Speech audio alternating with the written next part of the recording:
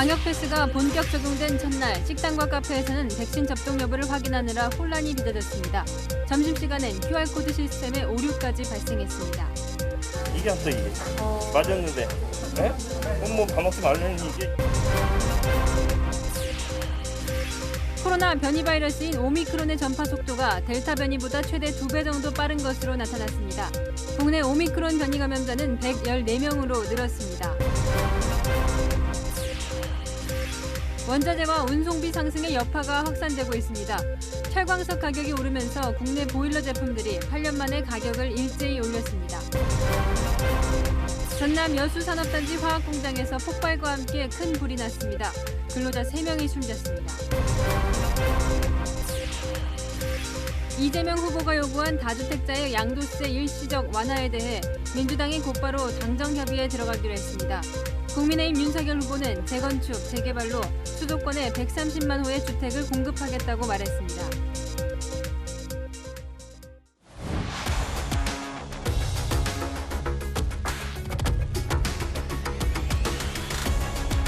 시청자 여러분 안녕하십니까? 뉴스의 동정민입니다. 방역 패스 의무화 시행 첫날 혼란이 가득한 하루였습니다. 오늘부터는 백신을 접종하지 않거나 음성 확인서가 없는 손님들을 들였다가는 사업주는 무려 150만 원, 이용자도 10만 원 과태료를 내야 합니다. 들어오는 손님마다 접종 여부, 6개월 경과 여부 확인하느라 자영업자들은 진땀을 흘렸는데요. 심지어 점심시간엔 접종을 확인하는 이 어플리케이션까지 먹통이 됐습니다. 혼란이 가득했던 현장을 여현교 기자가 돌아봤습니다. 서울 종로구의 음식점 앞.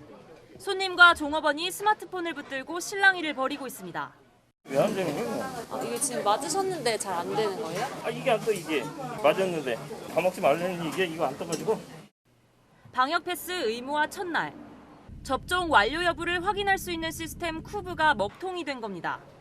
쿠브와 연동된 카카오나 네이버의 전자증명 시스템도 마찬가지였습니다. 시스템 합의는 점심 장사가 한창일 오전 11시 45분부터 시작돼 오후 1시 반까지 이어졌습니다. 일부 손님은 식사를 포기한 채 발길을 돌리기도 했습니다. QR코드 자체가 뜨질 않아가지고 일단 뭐 출입 패스가 안 되고 또 안심콜 전화하려고 해도 애초에 뭐 전화로는 백신 접종 인증이 안 된다 그래가지고 낀 걸로 해야 되는데 안 돼, 연동이 안 돼요. 그 연동이 잠시 안 되다 보니까 혼란이 나니까 손님도 막 짜증나고 그냥 가신 분도 있고. 시스템이 정상적으로 작동해도 혼선은 이어졌습니다. 음식점마다 한꺼번에 손님이 몰려 혼잡이 빚어졌고 QR코드 꼭 찍어주셔야 돼요. 스마트폰 사용이 어려운 고령 손님들을 응대하느라 진땀을 흘려야 했습니다. 이거 말고 한번 더 확인을 해야지. 여기 앞에 나와 있잖아. 여기 나와 있잖아. 이거 방패스. 코로나19로 종업원 수를 줄인 상황이다 보니 확인은 더욱 버겁습니다.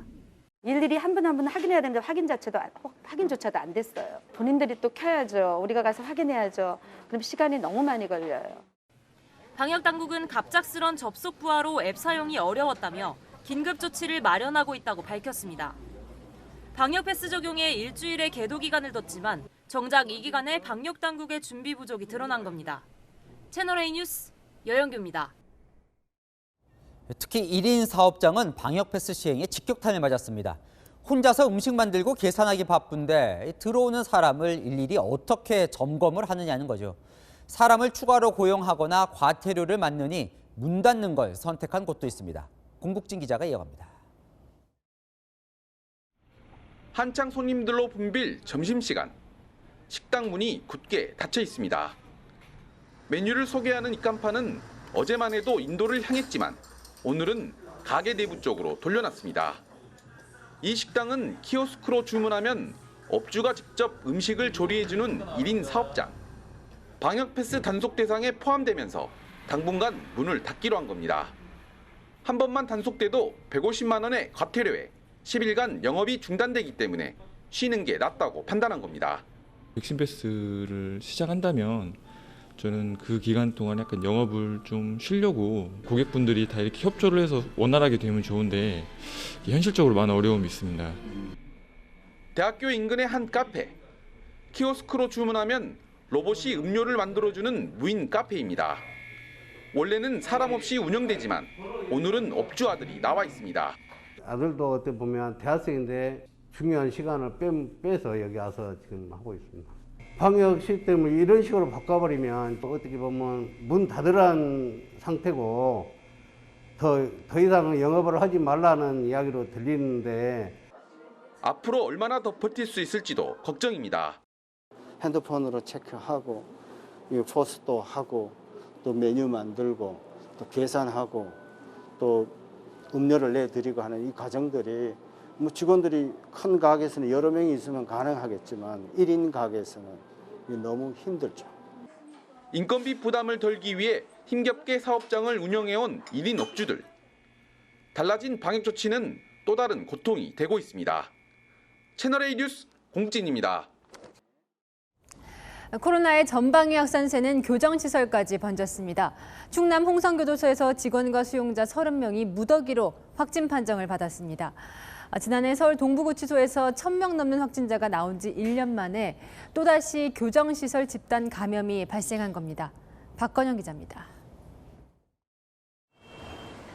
충남 홍성교도소에서 코로나19 확진자가 나온 건 그제. 지난달 말에 들어온 신입 수용자가 2주간 격리 생활을 하던 중 확진 판정을 받은 겁니다. 교도소 측은 곧바로 전수검사를 벌였고 수용자 27명과 직원 3명 등 지금까지 30명이 확진된 걸로 드러났습니다. 확진 판정을 받은 수용자 중 11명은 백신 접종을 완료하지 않은 상태였고 나머지 16명은 돌파 감염이었습니다. 신입 수용자와의 관련성은 드러나지 않았습니다. 교정시설 집단 감염은 지난해 11월 서울 동부구치소 이후 1년여 만입니다. 당시에는 수용자에게 마스크를 제대로 지급하지 않았고 전수조사도 뒤늦게 하면서 관련 확진자가 1,200여 명이나 쏟아졌습니다. 뒤늦게 법무부는 매일 마스크를 지급하고 과밀 수용을 해소하는 등 가이드라인을 마련했지만 이번 집단 감염을 막진 못했습니다.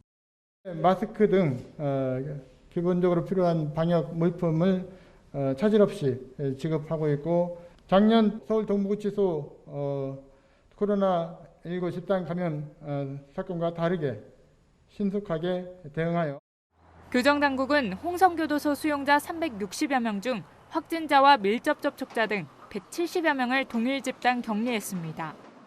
이들은 1인실에 수용돼 사흘마다 코로나19 검사를 받게 됩니다. 나머지 수용자는 오늘 오후 다른 교정시설로 이송됐습니다. 법무부는 감염 경로를 파악하기 위해 역학조사를 진행 중입니다. 채널A 뉴스 박건영입니다. 오미크론 바이러스는 확진자와 접촉한 지 하루 이틀 만에 감염되고 전파까지 되고 있습니다. 전파 속도가 델타보다 2배 빨라 방역당국을 긴장시키고 있습니다. 서상희 기자입니다. 국내 오미크론 변이 감염자는 24명 추가돼 모두 114명으로 늘었습니다. 전북에선 이란에서 입국한 외국인 유학생으로부터 시작된 오미크론 변이 감염이 어린이집 등 연쇄 감염으로 번졌습니다. 특히 지난 4일에서 5일 서울 가족 모임을 다녀온 아동이 6일 전남 어린이집에 6시간가량 등원했다 추가 전파가 된 것으로 방역당국은 보고 있는데 서울 모임을 통한 접촉과 감염, 전파까지 걸린 기간은 단 하루 이틀이었습니다. 방역당국 분석 결과 오미크론 변이의 경우 한 사람이 다른 사람을 감염시키는 기간, 즉 세대기가 델타보다 절반 정도로 짧습니다. 말 그대로 초고속 전파가 가능하다는 얘기입니다. 상황이 심상치 않은 가운데 코로나19 위험도는 수도권은 4주째, 전국은 3주째 매우 높음을 기록했습니다. 수도권 의료 대응 역량 한계 초과가 지속되고 있고 비수도권도 곧 의료 역량 한계에 도달할 우려가 있으며 대한감염학회 등 학술단체는 의료 대응이 심각한 위기에 처했다며 공동 성명을 냈습니다. 중환자 병상이 늘어도 이 환자를 진료할 중환자 전담 의료진이 부족하기 때문이고 코로나가 아닌 질병으로 중환자실에 입원한 사람들의 진료에 참여하는 전담 의료진을 코로나 전담으로 돌려야 되는 상황입니다. 이딴 경고와 호소에도 정부는 자영업자의 어려움 등을 고려해 아직 특단의 조치를 할 단계가 아니라고 선을 그었습니다. 소상공인 자영업자들의 피해가 집중된 것 이런 부분들도 저희들로서는 고려 안 할 수 없죠. 또 특단의 조치를 하더라도 사회적 거리두기 몇 개를 엮는 수준이 될 것이라며 과도한 해석을 경계했습니다. 채널A 뉴스 서상입니다. 오미크론 변이에 해일이 밀려들고 있다. 영국 총리의 이 발언이 코로나의 현 상황을 잘 말해주고 있습니다. 런던은 이미 감염자의 40%가 오미크론 확진자로 추정됩니다. 박수효 기자입니다. 영국 정부는 런던 내 감염의 40%가 오미크론 확진자로 추정된다며 변이 바이러스가 경이적인 비율로 확산 중이라고 밝혔습니다. 실제 영국의 오미크론 감염자 수는 2, 3일마다 배로 증가하고 있고 실제로는 더 많을 것으로 추정됩니다. 치명률은 낮다고 알려졌지만 오미크론 변이에 감염돼 입원한 환자도 처음으로 나왔습니다. 영국 총리는 오미크론 변이의 해일이라고 표현하며 연내 부스터샷 접종을 촉구했습니다. No one should be in any doubt. There is a tidal wave of Omicron coming. And I'm afraid it is now clear that 2 doses of vaccine are simply not enough. 백신 접종 완료 3개월이 지난 18세 이상 모든 성인이 부스터샷 대상입니다. 영국의 부스터샷 접종률은 40% 정도로 이걸 100%로 끌어올리려면 지금부터 매일 100만 명 가까이 접종해야 합니다. 영국은 앞서 코로나 경보를 5단계 중 2번째로 높은 4단계로 상향 조정했으며 13일부터는 대중교통 등에서의 마스크 착용도 의무화됩니다. 남아공에선 현직 대통령이 코로나 확진 판정을 받았습니다. 오미크론 감염 여부는 확인되지 않았지만 백신 접종을 완료한 돌파 감염 사례입니다. 남아공에서는 한 달 전 300명대던 코로나 확진자 수가 3만 명대로 급증했습니다. But what's certain is that there is a difference this time around compared to the previous 3 waves. 채널A 뉴스 박수유입니다. 대선이 86일 남았습니다. 이번 주부터 매주 월요일 여론보다 코너를 전해드립니다. 이 쏟아지는 여론조사 속에서 놓치면 안 되는 이 진짜 여론을 짚어드릴 텐데요. 부동층이 줄고 지지층이 결집하면서 박빙승부 국면으로 접어들었습니다. 그런데 아직 딱 마음을 정하지 않고 있는 세대가 있습니다. 최대 변수가 되겠죠. 조영민 기자가 여론을 보여드립니다. 부동층, 여론조사에서 지지 후보가 없다거나 아직 모른다고 답한 응답층을 말합니다. 한마디로 아직 마음을 정하지 못한 유권자인데 대선 후보들 입장에선 한 사람이라도 더 나의 사람으로 만들어야 하는 이 핵심 타겟이겠죠. 오늘 발표된 여론조사 2개를 보면 이 부동층이 줄어들고 있습니다. 리얼미터 여론조사에서 부동층은 6.8%를 기록해 9%를 기록했던 전주 대비 2.2%포인트 줄어든 것으로 나타났습니다. 한국사회여론연구소 조사에서도 이 부동층이 조금 줄었습니다. 반면 이재명, 윤석열 두 후보의 지지율은 이렇게 전주 대비 동반 상승했습니다. 두 후보의 격차는 줄었습니다. 투표율이 다가올수록 양당 후보, 유력 후보를 중심으로 해서 지지율이 모아지고 부동층이 줄어드는 것은 일반적 정상적 패턴입니다. 부동층이 줄어드는 가운데 2030 세대가 선거 막판까지 변수가 될 수 있다는 전망이 나옵니다. 세대별 부동층 비율을 보면 20대가 11.5%, 30대가 10.5%로 다른 세대에 비해 상대적으로 높은 비율을 유지하고 있습니다. 2030의 또 유동성, 그들의 향배가 결국 최종 승부를 가늠하는 요인으로 작용할 것 같습니다. 2030 세대의 마음을 잡기 위한 두 후보의 경쟁은 더욱 치열해질 전망입니다. 채널A 뉴스 조영민입니다. 자, 이번엔 실제 민심도 좀 들어보겠습니다. 정권 교체 열망이 높은 보수의 본산인 동시에 이재명 민주당 대선 후보의 고향인 대구 경북 민심을 들어봤는데요. 자, 이현수 기자가 대구 서문시장에서 듣고 온 진짜 민심 가감없이 전해드리겠습니다.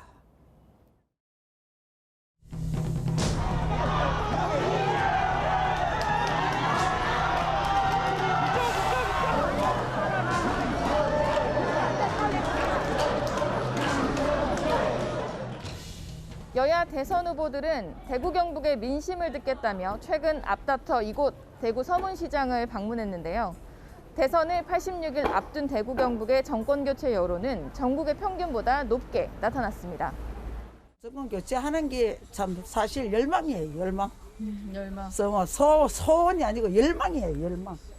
뭐 나중에 더 지금보다 더 못할지라도 일단은 바꿔야 돼. 정부는 확실하게 바꿔야 돼. 힘드는 것도 많고. 국민의힘 윤석열 후보를 향해서는 초보 정치인에 대한 불안함을 드러내면서도 기대감을 보였습니다. 정치를 안 해본 사람이라 가지고 좀 몰라 좀 위험은 하더만 너씩 맡겨주면 잘할 것 같아. 윤석열 후보는 솔직히 뚝심은 있잖아요. 그 사람은 난 그 사람 최대한 흔들리진 않아지 싶어요. 그 사람 뚝심은 있잖아요. 보수 지지세가 강한 대구 경북이지만 경북 안동 출신 이재명 민주당 대선 후보의 TK 공들이기에도 관심을 표했습니다. 이쪽 국민의힘인데, 그러니까 국민의힘인데 아직까지는 반반인 것 같지? 저번에 오셨을 때도 인기가 많았어, 이재명이. 그 유무가 많았잖아. 혹시 가시는 게 나는 그게 한 70점. 말에 힘이 있고 뭔가 하면은 이룰 것 같은 그런 분. 맡겨도 될 분 같은 분. 최근 대구 경북 지지율을 보면 이재명 후보는 25.5%, 윤석열 후보는 57.8%를 기록했습니다. 지지 후보와 관계없이 다음 대통령에게 가장 바라는 건 경제 살리기를 꼽았습니다. 장사하니까 좀 이래 서민들 경제를 좀 살려줬으면 싶죠.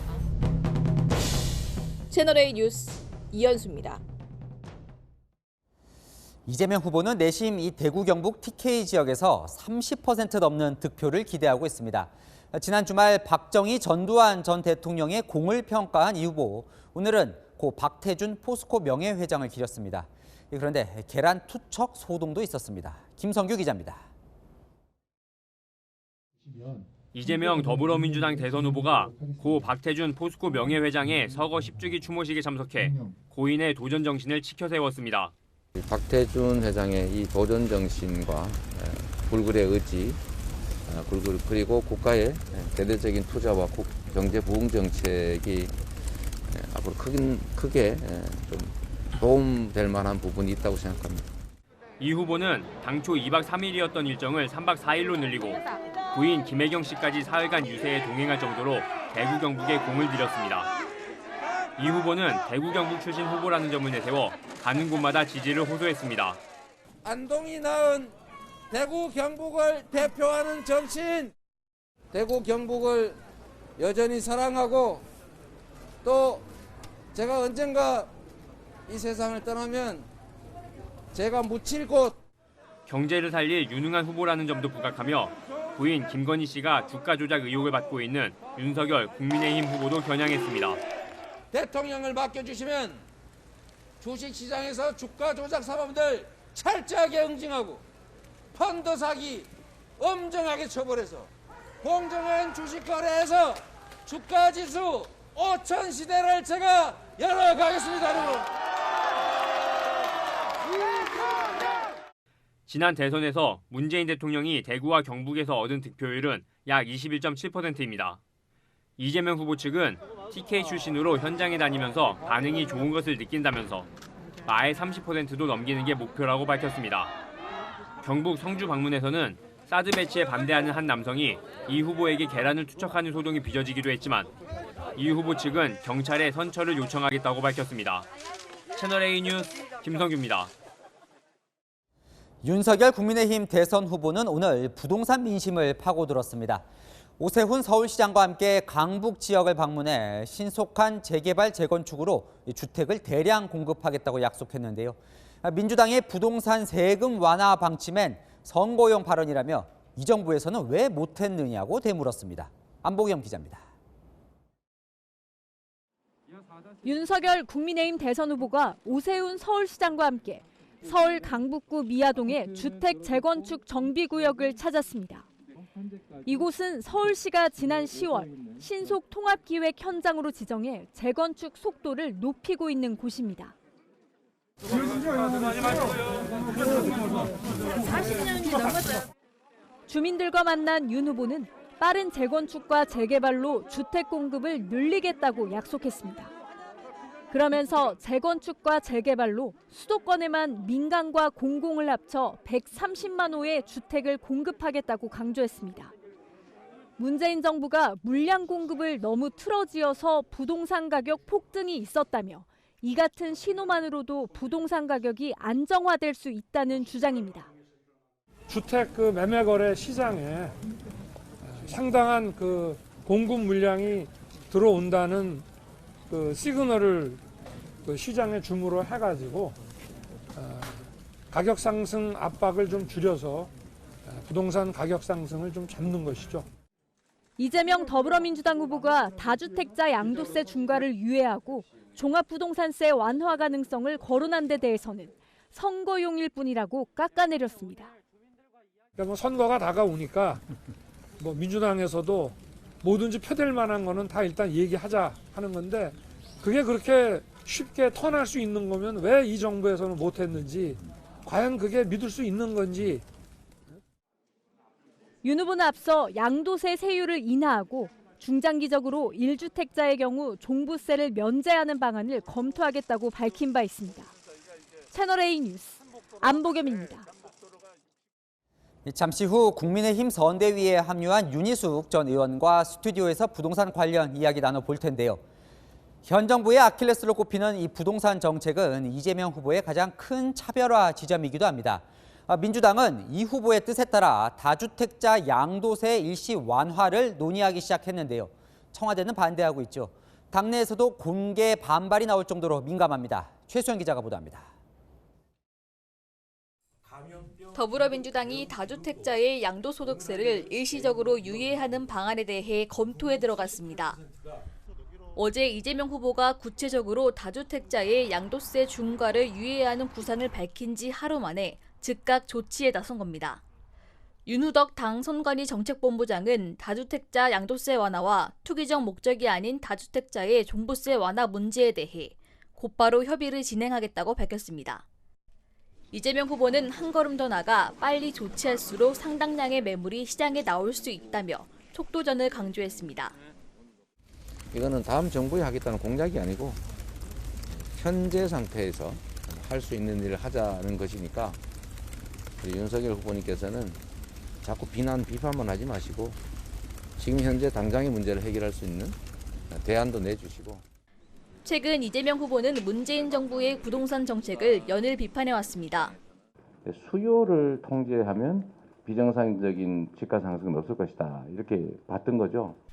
여기에 문재인 정부에서 금기시했던 다주택자 규제 완화 카드까지 꺼내들자 당내에서도 공개 반대가 터져나왔습니다. 그것은 후보의 구상이고요. 개인적으로는 양도소득세를 완화하자고 하는 데는 동의하지 않습니다.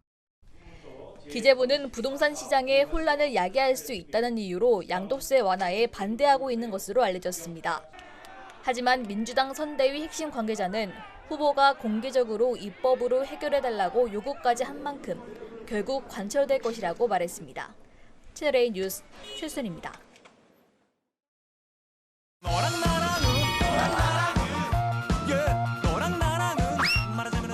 여랑야랑 김민지 기자의 휴가로 오늘은 정치부 이미찬 기자와 함께합니다. 첫 번째 주제 보겠습니다. 자, 이재명 후보의 이 전두환 전 대통령 발언이 논란인데요. 지나친 뭘까요? 억측입니다. 이재명 후보 전두환 전 대통령 옹호 발언 후폭풍이 거세자 민주당 이런 해명을 내놨습니다. 결코 용서받을 수 없는 범죄자다. 그러나 우리가 양자택일, 흑백 논리에 지나치게 많이 빠져 있다는 말씀을 드리려고 했던 겁니다. 일부 발언만을 두고 전두환을 찬양했다고 덮어씌우는 것은 지나친 억측입니다. 그러니까 발언 자체도 논란이지만요. 윤석열 후보의 그 비슷한 발언 때는 이 맹비난 해놓고 내로남불이다 이 지적들이 있는 것 같아요. 민주당 그때 윤 후보 발언과는 다르다고 주장하고 있습니다. 두 사람의 발언 직접 듣고 판단해 보시죠. 공화가 병존합니다. 경제가 제대로 움직일 수 있도록 한 것은 성과인 게 맞습니다. 그러나 총칼로 국민의 생명을 해친 행위는 중대 범죄입니다. 군사 쿠데타와 5.18만 빼면 잘못한 부분이 이제 그런 부분이 있지만 그야말로 정치는 잘했다고 얘기하는 분들이 많습니다. 물론 이제 온도차가 있을 수는 있지만 잘못한 것도 있지만 잘한 것도 있다. 뭐 의미는 좀 비슷해 보이거든요. 내용은 비슷해도 누가 말했느냐에 따라 180도 다른 의견을 내놓는 의원이 있습니다. 전두환을 찬양하는 발언은 우리 국민들, 특히 호남민들의 영린을 건드린 거거든요. 윤석열 후보의 발언, 제 길을 의심을 했고요. 이재명 후보의 이번 발언은 긍정적으로 저는 보고 있습니다. 공과 과를 올바르게 판단을 할 필요가 있는 것이죠. 윤 후보 발언을 맹비난했던 많은 여권 인사들, 아직 이 후보 발언에는 별 반응이 없는데요. 민주당 이상민 의원 정도만 매우 부적절했다며 비판했습니다. 네, 두 번째 주제 보겠습니다. 자, 예상 밖 케미. 국민의힘 이준석 대표와 이수정 공동선대위원장 사이가 그닥 좋진 않잖아요. 이준석 대표, 당초 20대 남성, 그러니까 2대남 표심을 의식해서 이수정 경기대 교수의 공동선대위원장 영입에 반대했었죠. 이수정 교수를 임명한다고 하는 회의에서도 공식적인 기록에 제가 반대 의견을 냈다는 것은 남겨주십시오라고 이야기했고, 지난주에 이제 이 대표와 인터뷰를 했었는데 그때도 상당히 견제를 하던데요. 그런데 오늘 두 사람 한 목소리를 냈습니다. 최근 정치권의 뜨거운 감자로 떠오른 N번방 방지법 관련입니다. 채팅방을 모니터링하고 제한하는 것은 통신의 비밀 보장에 위배됩니다. N번방 사태의 매개가 되었던 텔레그램은 실질적으로 규제하지도 못하고, 대표님이 말씀하신 대로 해외 서버 기반은 하나도 지금 전혀 단속이 안 될 것이고요. 디지털 성범죄를 줄이는데 별로 도움이 되지 않는 N번방 방지법이 될 수밖에 없기 때문에 N번방 방지법이 이제 사흘 전부터 시행이 됐는데 두 사람 모두 반대를 하네요. 맞습니다. 이 불법 촬영물 유통을 사전에 막기 위해 관리를 강화하는 법인데요. 국민의힘은 카톡 검열법이라고 반발하고 있습니다. 정작 범죄에 많이 쓰이는 텔레그램 같은 해외 SNS는 막지 못하고 성범죄와 무관한 고양이 사진 등만 검열한다는 건데요. 민주당은 검열로 사용되지 않는다고 맞서고 있습니다. 예, 이대남을 주로 대변해온 이 대표와 여성을 대변해온 이 교수의 의견이 어떻게 일치를 했네요. 두 사람 모두 현행법이 미비하다, 보완이 필요하다는 입장입니다. 이 좋은 케미가 계속될지는 지켜보겠습니다. 네, 마지막 주제 하나 더 보겠습니다. 오합지왕, 이해찬 전 의원이 오랜만에 나와서 국민의힘 선대위를 저렇게 평가를 했어요. 직접 들어보시죠. 오합지졸이 아니고 오합지 왕들입니다. 전부 다 왕 노릇을 하다 보니까 저게 산으로 갈지 바다로 갈지 대선은 후보가 중심이 돼야지. 김종인, 김병준, 이준석 등 국민의힘 선대위에 대표급 인사들이 너무 많다고 비판한 겁니다. 한때는 이해찬 상임 고문도 상황으로 불렸었는데요. 어쨌든 민주당도 이해찬, 유시민 등 옛 인사들이 하나둘씩 등장을 하는 것 같아요. 맞습니다. 이해찬 상임 고문 일단은 간접 지원 역할을 하겠다 이렇게 선을 그었습니다. 당 안팎의 여론도 좋지만은 않습니다. 앞서 여권 원로인 유인태 전 의원 중도 확장은 주특기가 아니라며 이고문 등장을 우회적으로 반대 의견을 냈습니다. 지지층 결집을 위해 이고문 역할이 필요하다는 당내 의견도 있습니다. 지지층 결집이든 중도 확장이든 여야 모두 뻔한 등장인물만으로는 국민들도 진부하지 않을까요?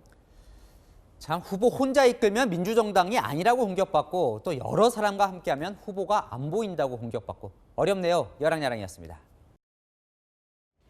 네. 정부가 물가를 잡으려 노력하지만 오히려 안 오르는 게 없습니다. 원자재 가격이 급등하면서 생활에 밀접한 물건들도 영향을 받고 있는데 지금 가장 필요한 보일러 가격까지 올랐습니다. 조현선 기자입니다. 톤당 108.53달러, 한 달 사이 20달러나 오른 철광석 가격입니다. 월급 빼고 다 오른다는 말이 나올 만큼 안 오른 게 없는 요즘. 철광석 가격까지 치솟자 제조업계들의 불안은 커져갑니다. 한마디로 어렵다. 작년에는 코로나 때문에 거의 절반 이상 적자가 났고 올 들어서부터 소재비가 50% 올라서니 반영은 잘 안 되니 단기 영업이익률은 한 3%, 단기 순이익은 한 2% 안팎돼요. 그런데 소재비가 50%는 말이 됩니까? 철광석을 비롯한 원자재 가격이 오르면서 철강제 가격도 크게 뛰었습니다. 결국 이런 재료 인상은 8년 만에 보일러 가격 인상으로 이어졌습니다. 보일러는 한 번 설치하면 10년을 넘게 사용하지만 한 번에 수십만 원이 들어도 꼭 있어야 하는 생활 필수품 중 하나. 경동나비에는 지난 1일부터 3만 원에서 6만 원까지 올렸고 15일부터는 귀뚜라미, 내년 1월부터는 린나이에서도 최대 6만 원 인상된 가격으로 대리점에 공급합니다. 그간 가격 조정에 소극적이던 보일러 업계가 움직인 건 주요 자재인 구리, 스테인리스, 철 등 원자재 가격이 전년 동기 대비 20-30% 오른 데다가 물류비 상승까지 더해진 걸로 분석됩니다. 산업계에서는 원자재 가격 인상의 여파가 내년까지 이어진다면 생산과 소비 전반에 큰 부담으로 작용할 수 있다고 우려합니다. 채널A 뉴스 조현선입니다. 연말까지 재난지원금 소진해야 해서 요즘 소고기 사 먹는다는 분들이 많습니다. 이런 코로나 특수를 노리고 한우 사육이 크게 늘었는데 이제는 공급 과잉 상황이 돼서 한우값 폭락 우려가 나옵니다. 박지혜 기자입니다. 소값 폭락에 사료값도 안 나온다며 분노한 농민들이 상경 시위에 나섰던 지난 2012년 1월. 옛날에는 소가 사료를 먹었는데 지금에 와서는 사료가 소를 먹어버린 시기로 됐습니다. 송아지를 실어다 우리 청와대에 줄 테니까 먹여봐라. 너가 얼마가 적자가 나는지. 10년 만에 똑같이 소값 파동이 재현될 수 있다는 우려가 나옵니다. 공급 과잉 때문입니다. 올해 말 전국 한우 사육 도수는 341만 2천 마리로 10년 전 한우 파동 때보다 50만 마리가량 많습니다. 재난지원금이 풀리고 한우 소비가 늘면서 소고기 가격도 덩달아 오르자 축산 농가 너도나도 한우 사육을 경쟁적으로 늘린 결과입니다. 하지만 이것이 부메랑이 돼 소값이 절반까지 뚝 떨어질 수 있다는 우려도 나옵니다. 코로나라는 그 변수가 있다 보니까 수요 증가 요인으로 인해서 공급이 많았음에도 불구하고 가격이 조금 오른 걸로 보여지거든요. 내년에 나오는 공급되는 물량들이 조금 더 많을 거로 지금 예상이 되고 있는 상황이라서 가격은 조금 더 빠지지 않을까. 또 내후년 345만 6천 마리로 정점을 찍은 뒤에 2024년부터야 사육 두수가 점차 줄어들 것으로 전망합니다. 인위적인 도축 없이는 공급 과잉이 2년 넘게 이어질 거란 겁니다. 한우협회가 나서 암소 도축 시 20만 원을 지원하는 사업을 벌이고 있지만 참여는 저조한 편입니다. 메리트가 별로 없어요. 그건 할 수 없이 이제 당연히 도축하는 사람들은 그렇게 신청을 하겠지. 이거는 그것 때문에 도축을 해서 낸다 이건 없어요. 헐값 도축은 하지 않겠다며 눈치 보기 치킨 게임을 하고 있지만 축산 농가 전체가 폭락 직격탄을 맞을 수도 있다는 전망이 나옵니다. 채널A 뉴스 박재입니다. 오늘 오후 여수 국가산업단지의 화학공장에서 폭발과 함께 큰 불이 나 3명이 숨졌습니다. 조현진 기자입니다. 시뻘건 불길과 함께 거대한 연기 기둥이 하늘로 치솟습니다. 너무 큰데 이거 불이 이거? 아니 뭐야 이게? 소방관들이 다급하게 움직이고 소방차들이 사방에서 산소 차단용 포마를 뿌려대지만 불길은 거칠게 솟아오릅니다. 전남 여수 국가산업단지 내 화학물질 제조 공장에 저장 탱크가 폭발한 건 오늘 오후 1시 37분쯤. 이 사고로 작업자 3명이 숨졌습니다. 검은 연기가 나고 있어서 산불인 줄 알았더니 이제 그쪽 산단 쪽으로 가다 보니까 그렇게 화재가 나고 있었고요. 과연 저 불이 잡히지 않으면 되게 크겠다, 위험하겠다 느낄 정도였고 봤을 때는 불이 되게 붉게 컸어요. 소방당국은 불길이 확산되면서 한때 인근 소방서에 인력과 장비까지 동원하는 대응 2단계를 발령했습니다. 이에 따라 소방장비 74대와 인력 494명이 진화 작업에 투입됐습니다. 소방당국은 저장 탱크에서 배관 교체 작업을 하던 중 폭발과 함께 불이 난 것으로 보고 있습니다. 탱크에는 액체 석유 화학 원료인 이소파라핀이 보관돼 있었습니다. 화재는 발생 3시간 10여 분 만에 완진됐고 잔불 정리가 진행되고 있습니다. 경찰과 소방당국은 불이 완전히 꺼지는 대로 정확한 화재 원인과 피해 규모를 조사할 예정입니다. 채널A 뉴스 조현진입니다. 헤어진 여성의 집에 찾아가 가족을 살해한 20대 남성이 계획 범죄를 했다는 정황이 속속 드러나고 있습니다. 흥신소까지 동원해서 불법으로 주소를 알아냈습니다. 김재혁 기자입니다. 헤어진 여자친구의 집에 찾아가 어머니를 살해하고 동생에게 중상을 입힌 20대 남성 이모 씨. 이 씨는 경찰 조사에서 흥신소를 통해 집 주소를 알아봤다고 진술했습니다. 여성의 휴대전화가 부서져 연락이 닿지 않자 불법적인 경로로 주소를 알아냈던 걸로 보입니다. 수사 결과 이 씨의 진술이 사실로 확인되면 경찰은 흥신소와 이 씨에게 개인정보보호법 위반 혐의 적용도 검토할 걸로 보입니다. 경찰은 이 씨가 범행 당시 충남 천안의 자신의 집에서 흉기를 가져온 것과 별개로 피해자 거주지 인근에서 흉기를 추가로 구입한 정황도 확인했습니다. 여성의 아버지가 범행 나흘 전 감금과 폭행을 당했다고 신고했는데도 경찰이 체포하지 않은 데 대한 비판도 이어지고 있습니다. 이에 대해 김창룡 경찰청장은 국민의 안전을 지키지 못해 송구하다면서도 신변보호 조치와 관련한 법률과 제도, 인력과 장비 등을 종합적으로 개선할 것이라고 밝혔습니다. 경찰은 내일 오후 이 씨의 신상 공개 여부를 결정하기로 했습니다. 채널A 뉴스 김재혁입니다. 중국의 한국 연예인 금지령이 좀처럼 풀리지 않고 있습니다. 중국 최대 음악 시상식에 우리 아이돌 그룹 엑소의 참석이 불발됐습니다. 베이징 사공성근 특파원입니다. 지난 주말 중국 최대 음악 시상식이 마카오에서 열렸습니다. 내노라 하는 가수들이 참석했고 각 분야 시상도 이어졌습니다. 2021 TMEA 腾讯音乐娱乐盛典年度最佳海外团体 XO。 하지만 엑소는 시상식에 없었습니다. 앞서 주최 측은 엑소 멤버들이 나온 포스터로 출연을 홍보했습니다. 소속사와는 상의되지 않은 막무가내 홍보였습니다. 엑소 소속사인 SM엔터테인먼트 측은 애초에 다른 일정 때문에 참석할 수 없어 수상 소감을 촬영에 전달했다고 밝혔습니다. 결국 주최 측이 내보내지 않은 겁니다. 중국 팬들은 괜한 희망을 가졌다, 엑소 보려고 끝까지 봤는데라며 불만 섞인 반응을 보였습니다. 이달 초 텐진을 방문한 서훈 청와대 국가안보실장까지 직접 나서 중국 내 한류 금지령을 뜻하는 한한령 해제에 기대감을 나타냈습니다. 엑소가 중국 콘텐츠 뮤직 어워드에 화상 출연할 예정이고 그간 문화 콘텐츠 교류 협력 관련 우리의 지속적인 협력 요청에 따른 것으로 이제 시작에 불과하지만 서 실장 방중에 맞춰 모처럼 한국 영화가 개봉하며 기대감을 높였지만 시장 반응은 냉담했습니다. 오늘 베이징 시내에 있는 영화관을 직접 가보니 영화 오므니의 당일 티켓은 단 한 장도 팔리지 않고 있었습니다. 우리 정부는 베이징 동계올림픽 보이콧은 생각하고 있지 않다며 중국에 힘을 실어주고 있지만 중국은 자신들의 이익에 따라 한류 콘텐츠를 쥐었다 풀었다 할 것으로 보입니다. 베이징에서 채널A 뉴스 사공성근입니다. 미국 중부를 강타한 초강력 토네이도 피해가 커지고 있습니다. 아마존 물류창고에서도 희생자가 나왔는데요. 창업주인 제프 베이조스가 SNS 글 때문에 여론의 문매를 맞았습니다. 유준 기자입니다. 미국 중부를 강타한 토네이도 사망자는 94명으로 늘어났습니다. 집과 차, 나무, 어느 것 하나 성한 게 없습니다. 도시 전체가 유령 도시로 변했습니다. They're doing everything from going door to door, though. In many of these communities, we don't have doors anymore.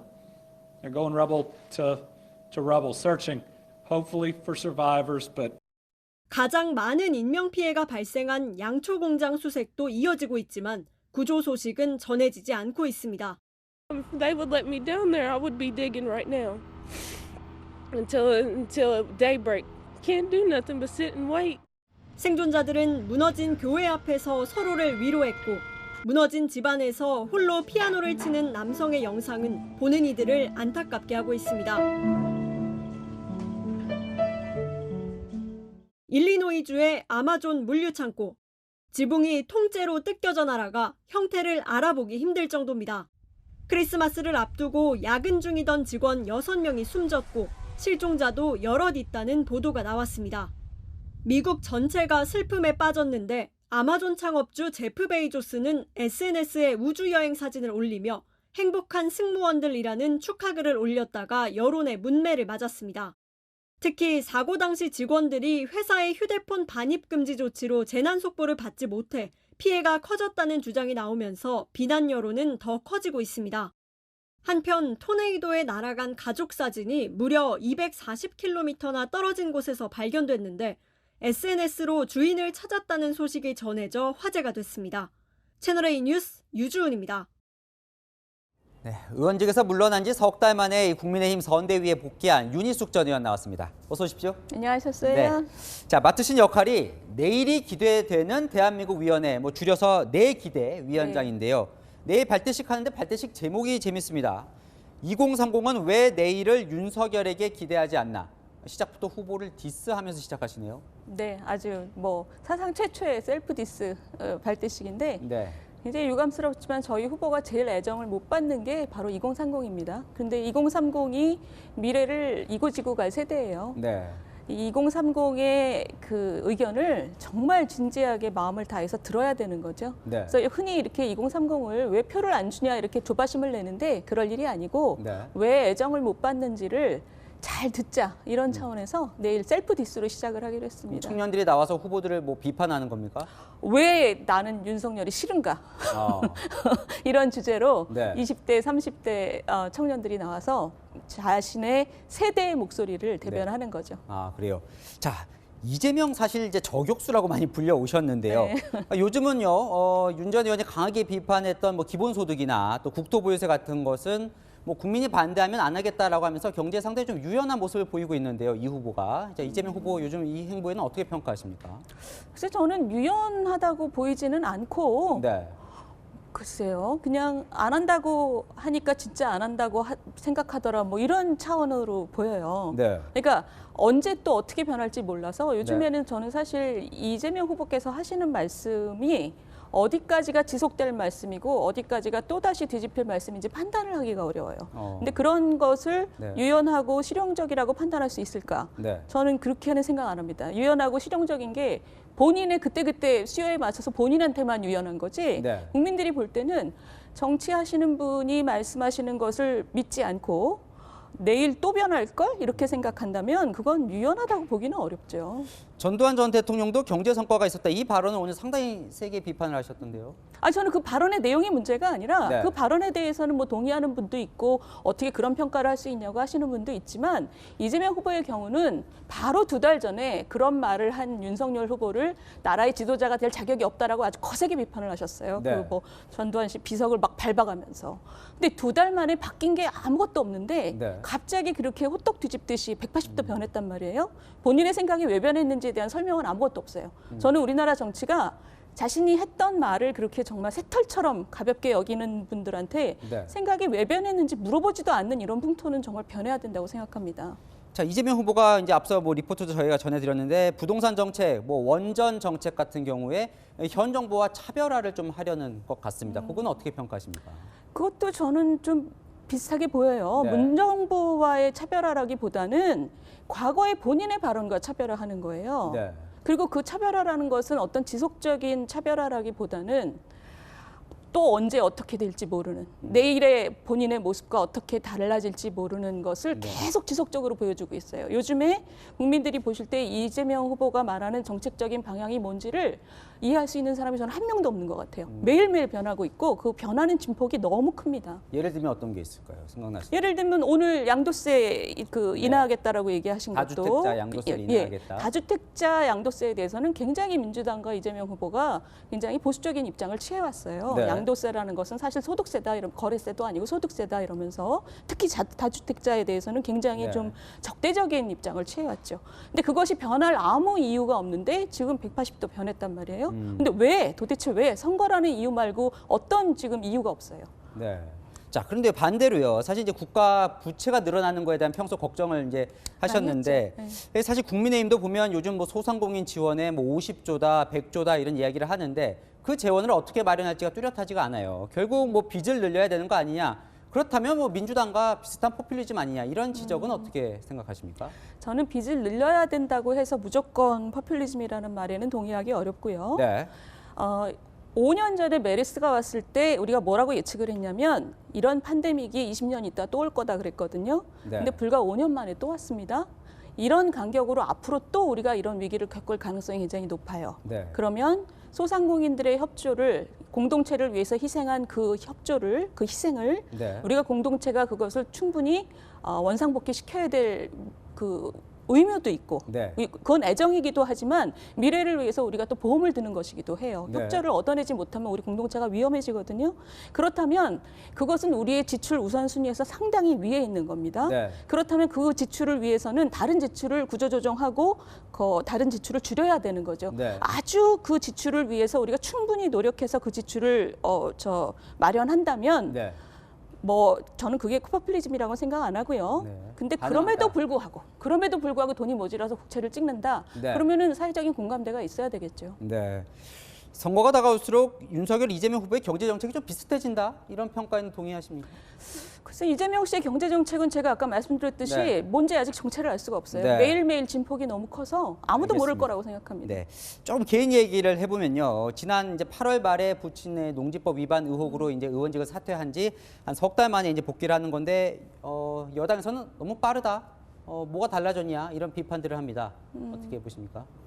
글쎄 저는 뭐 그때 저희 아버지의 의혹에 네. 저는 가장 도의적인 책임을 가장 높이 지는 방식으로 국민 눈높이에 맞는 방식으로 책임을 진다고 의원직을 내려놨고요. 네. 지금 제가 복귀한 것은 뭐 정치인으로서 복귀했다기보다는 이 대선의 당원으로서의 의무라고 생각을 한 거죠. 네. 사회 환원 약속을 지키기 위해서 부친이 땅을 뭐 매물로 내놨다 이런 기사가 있던데 그건 사실인가요? 저도 오늘 신문 기사를 보고 확인을 드렸어요. 저희 네. 아버지께 사실 그동안 그걸 여쭤보지 못했었는데 네. 오늘 신문 기사를 보고 전화를 드렸더니 한 달 전에 매물로 내놓으셨다고 그러시더라고요. 사회 환원을 위해서. 네. 알겠습니다. 여기까지 듣겠습니다. 오늘 윤희숙 전 의원과 이야기 나눠봤습니다. 오늘 말씀 감사합니다. 감사합니다. 네, 오늘 뜻깊은 시상식이 하나 있었습니다. 우리 사회 영웅들을 기억하는 영예로운 제복상. 올해 대상의 주인공은 해군 특수전전단 UDT 김정호 준이인데요. 김호영 기자가 취재했습니다. 고요한 바다 위로 총성이 울립니다. 아덴만의 어둠을 가르며 기관총이 불을 뿜고 작전 개시 1시간여 만에 대원들이 갑판에 올라섭니다. 지난 2011년 청해부대가 해적들에게 피랍된 3호 주얼리호를 구출하던 모습입니다. 아덴만의 여명작전에 참여했던 해군 특수전전단 UDT 김정호 준이 지난 7월까지 청해부대 소속으로 아덴만 일대에서 임무를 수행해왔습니다. 27년 군생활 동안 아덴만 여명작전 외에도 천안함 피격사건 구조작전 등 굵직한 작전들을 완수해왔습니다. 해외 파병에 6차례나 참여할 수 있었던 건 희생을 두려워하지 않는 마음가짐 덕분이었습니다. 임무 중 불가피하게 희생이 필요하다면 그것은 당연히 팀장인 본인의 몫이라 생각하며 작전에 임하고 있습니다. 국민 보호에 헌신을 다해온 공로를 인정받아 김준희는 제10회 영예로운 제복상 대상을 받았습니다. 장기간 해외 파병이라든지 군사 교육으로 해외에 나가면 대한민국 군함 국기만 봐도 어떨 때는 마음이 좀 설렐 때가 많습니다. 지난 3년간 생활범죄만 800건 가깝게 수사해온 태백경찰서 전욱창 경감. 1000번 넘게 현장에 출동한 고양소방서 김창수 소방이 등 11명도 영예로운 제복상 수상에 영예를 안았습니다. 채널A 뉴스 김호영입니다.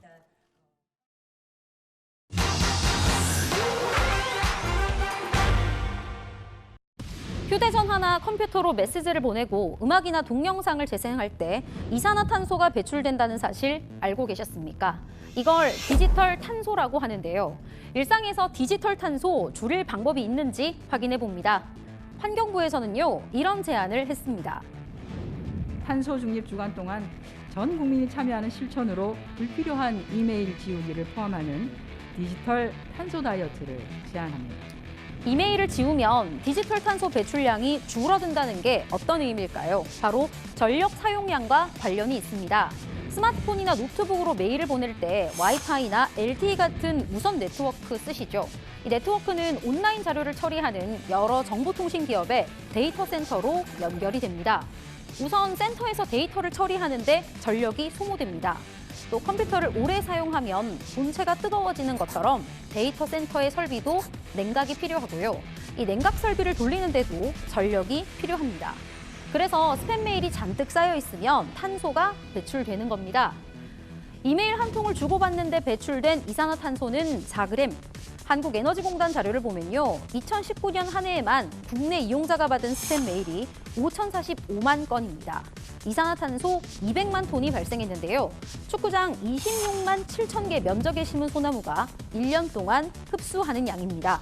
그러면 스팸 메일을 지우는 것 말고 다른 방법도 있을까요? 프랑스 환경단체 연구입니다. 드라마나 영화를 볼 때 4K나 HD 화면 같은 고화질 대신에 일반 화질로 보면 탄소 배출량을 줄일 수 있습니다.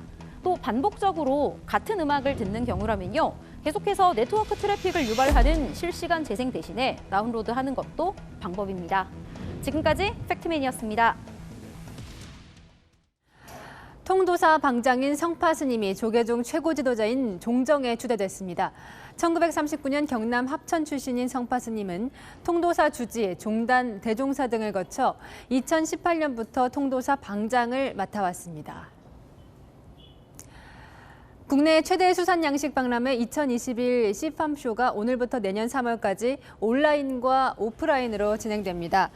채널A와 동아일보, 해양수산부가 공동 개최하는 이번 행사에서 시푸드 레시피 챌린지를 비롯해 지자체와 우수식품 기업관 등을 만나볼 수 있습니다. 올겨울 가장 추웠던 오늘 출근길 모습입니다. 시민들은 핫팩에 따뜻한 음료, 또 장갑까지 동원해서 다양한 방식으로 추위를 피했는데요.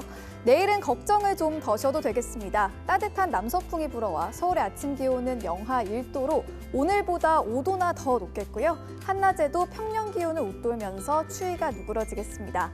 오늘 밤사이 수도권 등 중북부 지역엔 눈이 살짝 날리겠습니다. 출근길 도로 살얼음에 유의하시기 바랍니다. 내일은 대체로 흐리겠고요. 밤부터 중부지방에는 비가 내리겠습니다. 내일 아침 서울은 영하 1도, 대구는 영하 3도로 오늘보다 1도에서 5도 정도 높겠습니다. 한낮에는 서울이 7도, 광주는 9도까지 오르겠습니다. 모레는 기온이 더 올라서 온화할 텐데요. 모레는 중부지방에, 글피는 남부지방에 비가 내리고 난 뒤 토요일 서울의 아침 기온은 영하 9도로 더 강력한 한파가 찾아오겠습니다. 날씨였습니다. 방역 패스 단속 첫날 동행 취재를 요청했더니 지자체들 대부분 난색을 표했습니다. 자영업자들 힘든 사정 뻔히 아는데 벌금까지 매겨야 하는 게 난감한 거죠. 자영업자, 공무원, 의료진, 아이들, 부모들 코로나 2년 지쳐만 갑니다. 교수신문이 뽑은 올해의 사자성어 2위가 딱 이거였습니다. 먼 길 오느라 사람과 말이 모두 지쳐 피곤하다는 뜻. 마침표 찍겠습니다. 인곤마핍. 뉴스 마칩니다. 감사합니다.